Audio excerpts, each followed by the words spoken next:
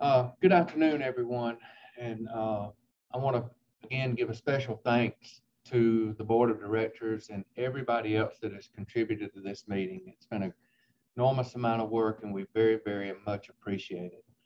Today, I'd like to talk to you about the cost of aflatoxin in the United States peanut industry.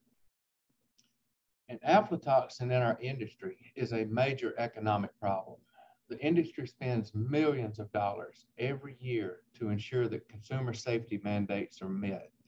And what we're going to find out today is that can even be hundreds of millions of dollars.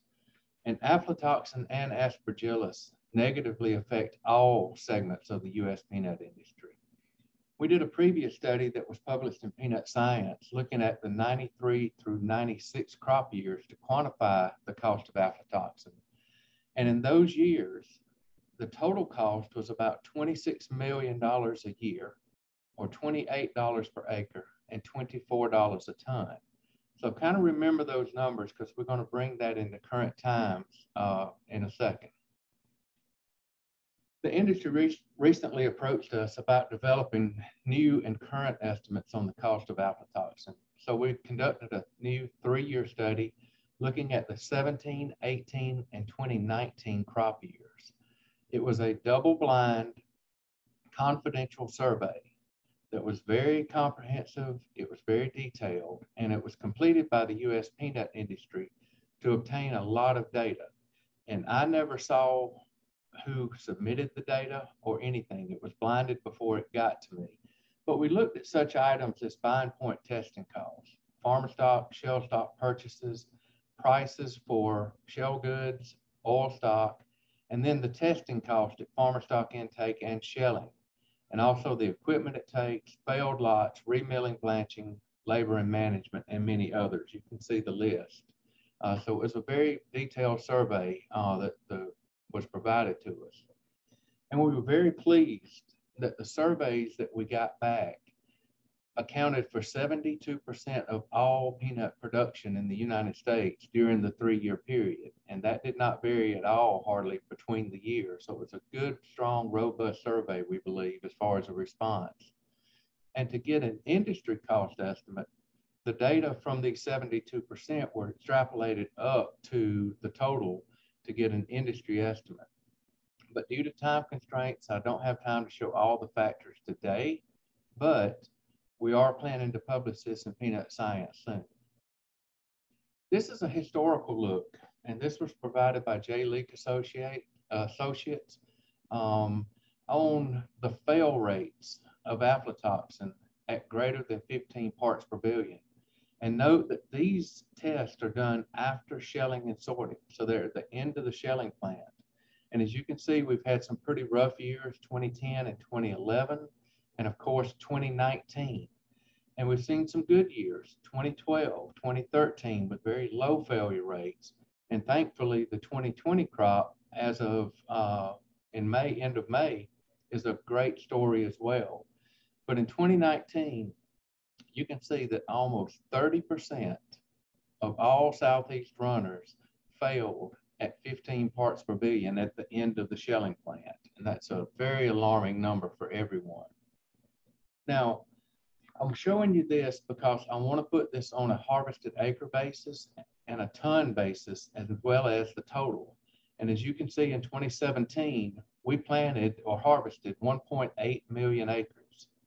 That followed by 2018 and 19, where we were between 1.3 up to 1.4 million acres planted. So a lot of discrepancy between 17 versus 18 and 19 in planted acres. Yields were good in all 3 years. And as you can see, in 2017, that was our second highest yield in history at almost 4,200 pounds, followed by roughly 2 tons in 2018 and roughly 2 tons in 2019.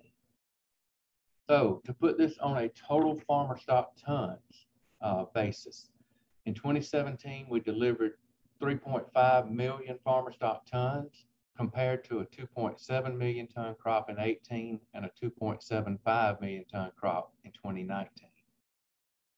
But what's interesting here is 2017, as we talked about, was a good year. 2019 was bad. But if you look at seg 3 tons, which were graded at farmer stock delivery for the presence of Aspergillus flavus, only 0.06 of the 17 crop was graded as seg 3. Only 0.2% of the 2018 crop was graded as seg 3, and 1.6% was graded as seg 3 in 2019, accumulating about 44,000 tons. But shellers also chemical test high-risk components when farmers deliver in. And in these years, 2017, it was 13% were segregated because of high-risk components, 11% in 18, and 26% in 2019. And as you can see, in 2019, that was a total of roughly 530,000 tons that had to be segregated based on the chemical test at farmer stock delivery. So here's some of the cost items. When we look at segregation cost, these can get very expensive. And as you can see in 27, or on the average down at the bottom, it costs the industry $22 million a year just to segregate peanuts due to aflatoxin. That equates to roughly $15 per acre or $7 or $8 per ton. And even though, and you can see that in 2019, when we had such problems, it actually totaled up to $27 million for the industry, $20 roughly per acre and $10 per ton. So segregation costs are very expensive in the industry. When you look at the shell stock level cost, and this is where we get into remilling, blanching, diversion of product to a lower value usage, like instead of edibles, we go to oil stock or livestock feed, and just the sheer product loss from the shrink in remilling and in blanching. And as you can see at the bottom, this particular component costs the industry roughly $23 million a year, or $17 per acre, $9 per ton. But look at the difference in the millions of dollars between 17 and 18, where it was 10 million, 12 million, and then a whopping 48 million roughly in 2019. There was just a lot of product lost and diversion to lower value uses because of aflatoxin. This is the cost to remedy failed lots after shipping. And to be honest with you, these were much lower than I thought they would be. But I think it's a compliment to our shellers that they know what they can, most of the time, they can know what they're sending would be accepted. But look at what happened in 2019, where we spent $6 million remedying these failed lots. That cost us $4.50 per acre and roughly $2 per ton just to remedy these problems that when they left clean, but when they were retested, they had problems. Now, other items are included in this slide other than the two that I just showed you, but these are the total aflatoxin cost in the United States peanut industry. Let's start on the bottom line. Over these 3 years, the total cost was averaged at $84 million a year. That's $58 per acre, $29 a ton. And as you see in 17, a good year, it was still $58 million to the industry.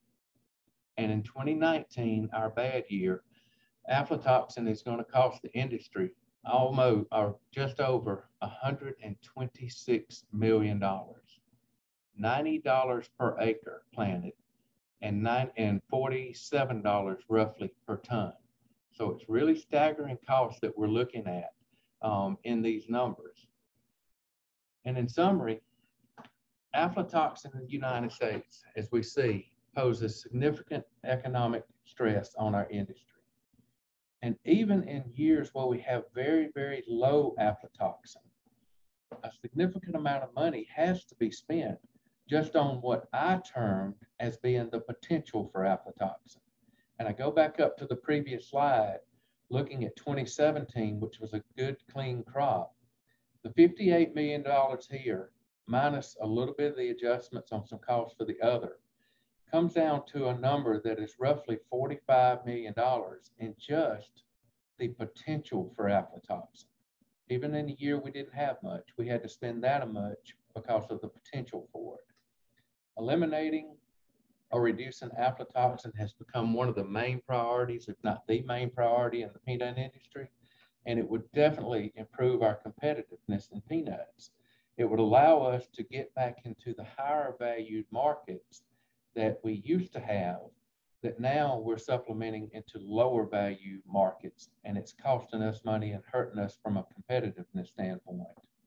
And the industry does this every year, spending these amount of money to make sure that the final product quality mandate is met. And that's what I have, David. If there are any questions, I'll be certainly glad to address them. Okay, thank you. Thank you, Marshall. And a while ago, I wanted to give the Peanut Innovation Lab credit for you being at the National Peanut Research Lab. I got my tongue tied a little bit while ago. But as we get ready to have some questions, hopefully, I've got one for you, Marshall.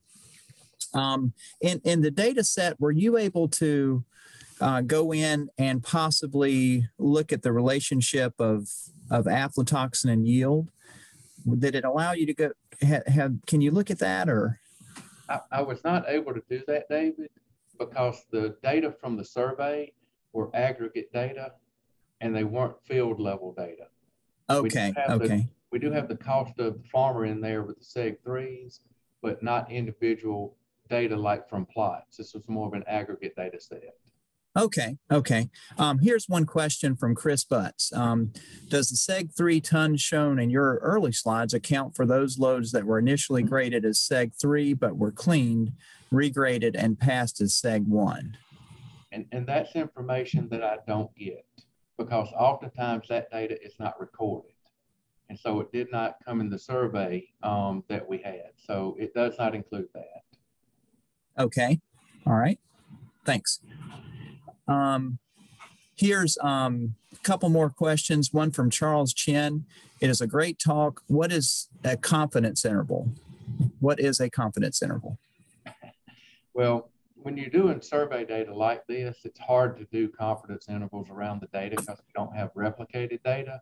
So I don't have any confidence intervals that I could place around this data. Okay, and there's also a question from Albert Culbreth. Any estimate of the cost of lost market or potential sales due to concerns about aflatoxin in spite of the industry standards? Oh, absolutely. Albert, that is a great question. We're seeing declines in our exports to the European market, which is that higher value market. And we're seeing increases in export to the Asian market because they have a very viable oil market over there, but it's a lower priced market. So the price differential between Europe and what we're sending over to some of the Asian countries is significantly less. Okay, thanks. And I guess I had one more question. I know there's, Georgia, for example, has, a tremendous amount of acres, and sometimes that swing is really high depending on, I'm sure, many variables. In terms of managing aflatoxin, if the production of peanuts in Georgia went down, to maybe say 500,000, do you think that would have much of an effect on aflatoxin contamination? David, I don't know how to answer that question. It could when we decreased, if we had a higher percent of irrigated acres during that decrease, or if we had more temperate weather instead of the significant late season drought that we saw in 2019. But I will say, and I'm going to talk about this week at the Southern Peanut Growers Conference, I believe we're looking at a lot of things wrong. Instead of looking at SEG3s or high-risk components that are indicators of aflatoxin at intake, at farmer stock delivery, I think ultimately we need to migrate to a grading system that we're looking at the edible components and not just the high-risk components that oftentimes never make it into the edible channels. Okay, that's thanks, Marshall. That's a great comment to end on. And again, thanks for being here, Marshall, and thanks for everyone for participating in the section and asking some really great questions. Thank you.